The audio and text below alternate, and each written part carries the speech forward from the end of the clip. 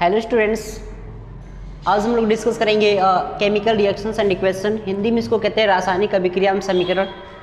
इस चैप्टर के अंतर्गत हम आप लोगों को बहुत सारा चीज़ पढ़ाते हैं, जैसे रासायनिक अभिक्रिया क्या है, रासायनिक अभिक्रिया कौन कौन से घटक होते हैं और रासायनिक अभिक्रिया के कौन से प्रकार।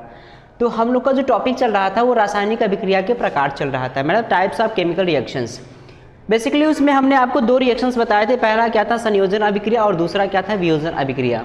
आज की क्लासेस में हम आप लोगों को बताएंगे विस्थापन अभिक्रिया किसे कहते हैं। विस्थापन अभिक्रिया, विस्थापन अभिक्रिया जो है इसको इंग्लिश में क्या कहते हैं, इसको इंग्लिश में कह देंगे डिस्प्लेसमेंट रिएक्शन कह देंगे। Displacement reaction. तो डिस्प्लेसमेंट रिएक्शन क्या है, इसकी इंग्लिश ये होती है डिस्प्लेसमेंट रिएक्शन, और हिंदी में इसको क्या कहते हैं, विस्थापन अभिक्रिया कहते हैं। अगर इसकी डिफिनेशन की बात करूं तो इसमें बेसिकली हम यह बता देंगे कि ऐसे रासायनिक अभिक्रिया जिसमें क्या होता है कि कोई परमाणु या परमाणु समूह किसी दूसरे परमाणु या परमाणु समूह को हटा करके उसके स्थान को क्या कर लेते हो, ग्रहण कर लेते हो, तो उसे क्या कहते हैं, उसे विस्थापन अभिक्रिया कहते हैं। जैसे मैं यहाँ पे इसकी परिभाषा नोट कर दूँ, जब कोई परमाणु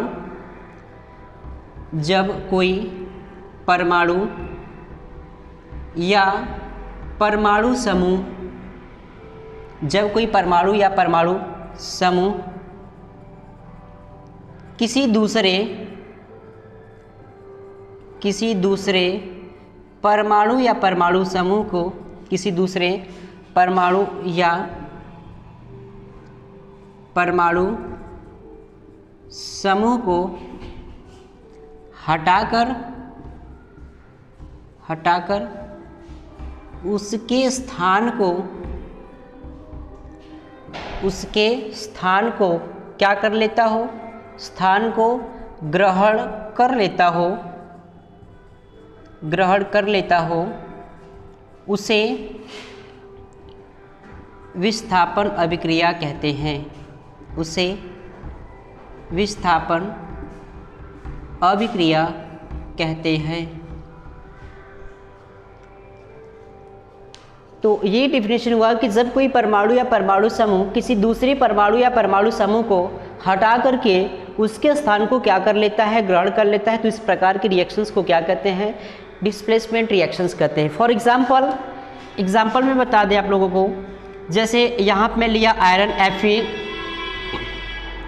FeCuSO4, मतलब ये क्या है, आपका आयरन है, आयरन, और ये क्या है, तो ये कॉपर सल्फेट है, कॉपर सल्फेट। ये बन जाएगा आपका FeSO4 हो जाएगा, प्लस क्या हो जाएगा, Cu हो जाएगा। ये आपका फेरस सल्फेट बन जाएगा, फेरस सल्फेट, और ये क्या हो जाएगा, ये कॉपर हो जाएगा।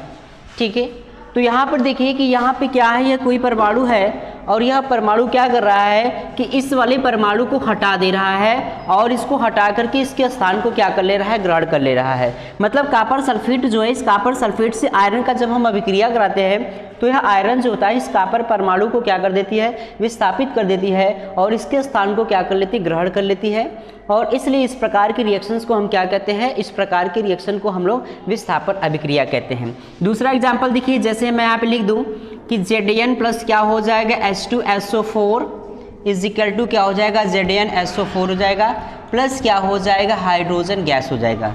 सेम कंडीशन यहाँ पर भी है कि जो जिंक है, जिंक ने सल्फ्यूरिक अम्ल में उपस्थित जो हाइड्रोजन गैस है, इस हाइड्रोजन गैस को क्या कर दे रही है, यह जिंक इसको विस्थापित कर दे रही, मीन्स हटा दे रही है, और हटा करके इसके स्थान को क्या कर ले रही, ग्रहण कर ले रहा है, और प्लस हाइड्रोजन गैस क्या हो रहा है, मुक्त हो जा रहा है। तो इस प्रकार की जो रिएक्शन है, इस प्रकार के रिएक्शंस को क्या कहते हैं, विस्थापन अभिक्रिया कहते हैं।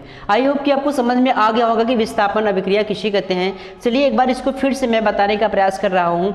रासायनिक अभिक्रिया में जो तीसरा प्रकार है विस्थापन अभिक्रिया, इसमें बताएंगे कि जब कोई परमाणु या परमाणु समूह किसी दूसरे परमाणु या परमाणु समूह को हटा करके उसके स्थान को क्या कर लेता है, ग्रहण कर लेता है, तो इस प्रकार के रिएक्शंस को क्या कहते हैं, विस्थापन अभिक्रिया कहते हैं। फॉर एग्जांपल मैंने बताया आयरन का रिएक्शंस कॉपर सल्फेट के साथ अभिक्रिया कराया गया तो यहाँ पे बन जाएगा फेरस सल्फेट और क्या बन जाएगा, कॉपर। दूसरा क्या है, जिंक हाइड्रो सल्फ्यूरिक अम्ल के साथ अभिक्रिया कर रहा है, तो यहाँ पे जिंक सल्फेट बन रहा है। इसका मतलब यहाँ पे जो आयरन है कापर को क्या किया है, विस्थापित किया है और इसके स्थान को क्या कर लिया है, ग्रहण कर लिया है। ठीक है, तो अगले दिन के क्लासेस में हम पढ़ेंगे डबल डिस्प्लेसमेंट रिएक्शन यानी द्विविस्थापन अभिक्रिया किसे कहते हैं।